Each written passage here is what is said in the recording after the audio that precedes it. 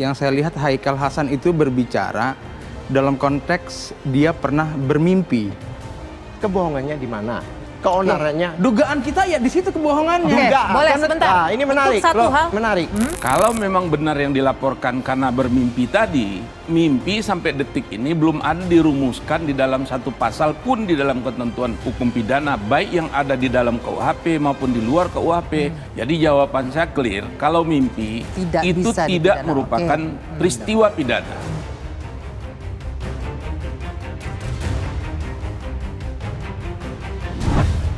Halo warganet, kita jumpa lagi di Zoom In dan kali ini kita akan membahas soal laporan yang disampaikan oleh Forum Pejuang Islam mengenai pernyataan Ustadz Haikal Hasan yang bertemu dengan Rasulullah SAW. Nah, pertanyaan yang menarik nih, emang bagian dari mananya pernyataan Ustadz Haikal Hasan yang disebut menyebarkan kebohongan, kemudian menyebabkan keonaran dan juga menimbulkan kebencian atau rasa benci. Sudah bersama saya malam hari ini Sekjen Forum Pejuang Islam, Mas Husein Shihab. Selamat malam, Mas Husein.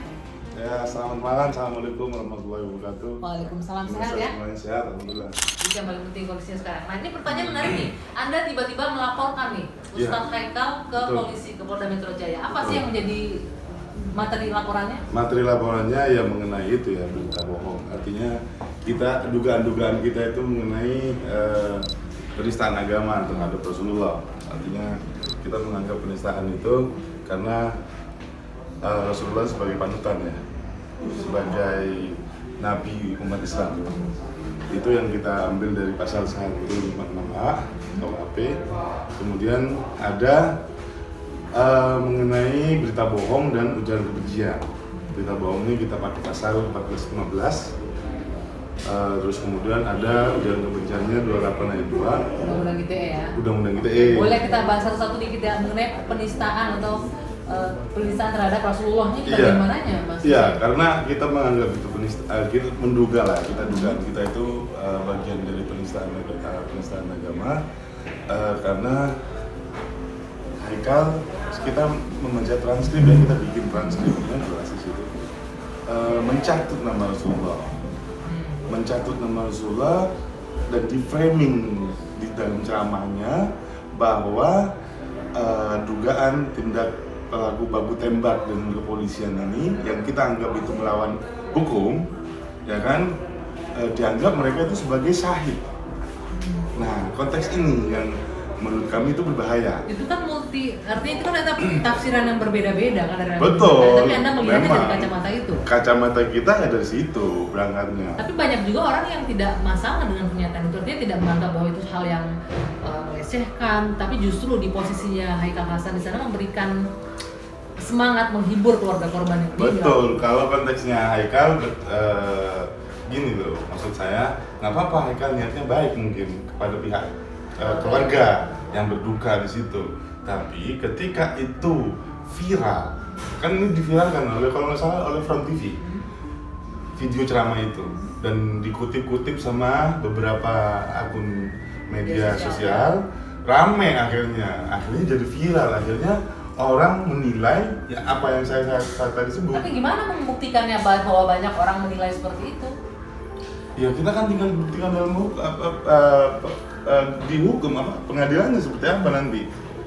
Kan saya bilang tadi bahwa apa yang dimaksud oleh Haikal Hasan itu mencatut Nabi Muhammad di situ, kemudian bahwa mereka meninggal dalam keadaan syahid, itu kan nggak bisa dibuktikan, gitu loh. Ketika nggak bisa dibuktikan oleh Haikal, berarti Haikal kan memframing, membawa berita itu, bahwa berita itu nggak bisa dibuktikan.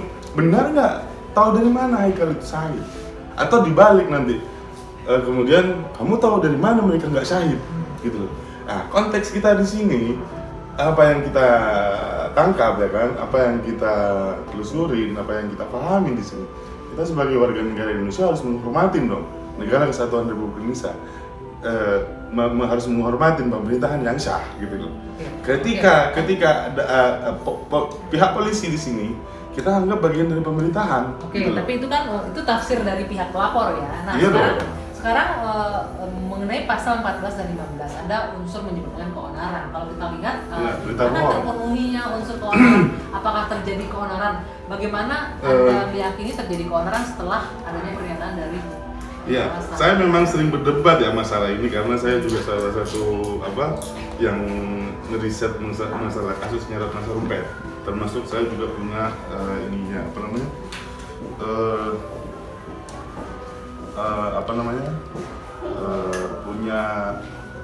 udah mengkaji lah masalah persidangan Ratna Sarumpait.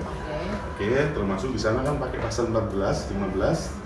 Termasuk ayat 28 ayat 2. Pasal yang sama ya. Pasal yang sama kebetulan.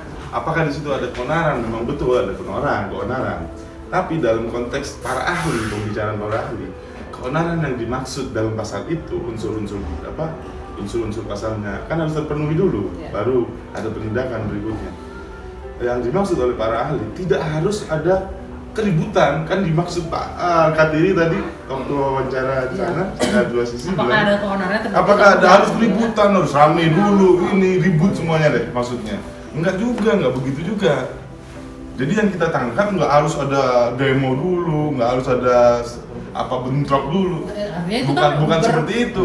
Tapi yang kita tangkap keonaran di media sosial secara visual kita anggap itu sebagai keonaran. Jadi keonaran yang terjadi, Anda melihat sudah terjadi keonaran di media sosial gitu loh. Ini loh yang maksud kita, supaya keonaran yang di media sosial itu jangan jadi percikan-percikan api kecil gitu loh. Akhirnya kita laporin sana. Itu kan berdasarkan atau based on kekhawatiran kan, belum terjadi sebenarnya. Belum terjadi keonaran fisik. Yang kita anggap keonaran visual sudah terjadi. Tapi kan itu tidak bisa itu ahli nanti kalau masalah. Kalau kita bicara soal hukum secara fundamental, asas hukumnya secara fundamental itu dilihat apakah bisa dipersepsikan akan terjadi keonaran fisik. Sekarang sudah terjadi keonaran di sosial media, tidak bisa dilarikan ke sana.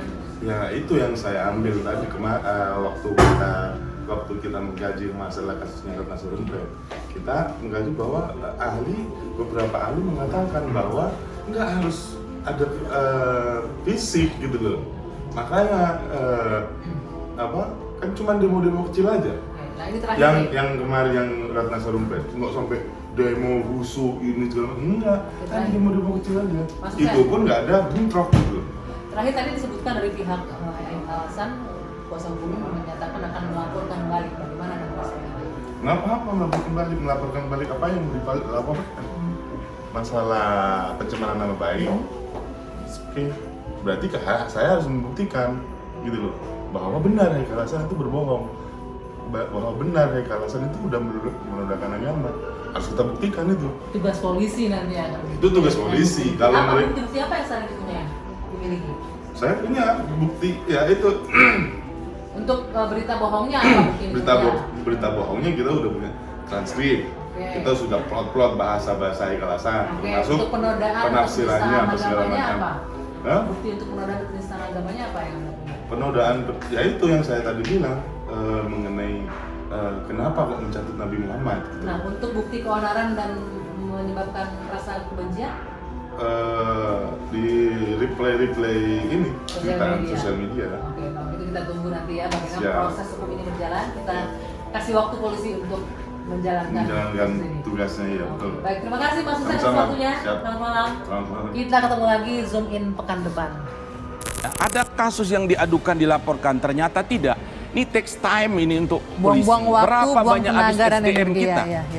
Jadi bisa aja orang nggak suka terhadap seorang, dilaporkan, diadukan. Ini pasti dipanggil, akan diproseskan nanti. Jadi sampai di situ. Ini yang perlu ada aturan dengan tegas, nggak bila lagi dia bisa berlindung di balik proses hukum. Jadi kalau tidak terbukti Anda laporkan, Anda ini kan, orang ini nanti mungkin bisa. Oke, balik lagi. Apa upaya hukumnya? Saya tambahkan, dan kami juga kemungkinan akan melaporkan.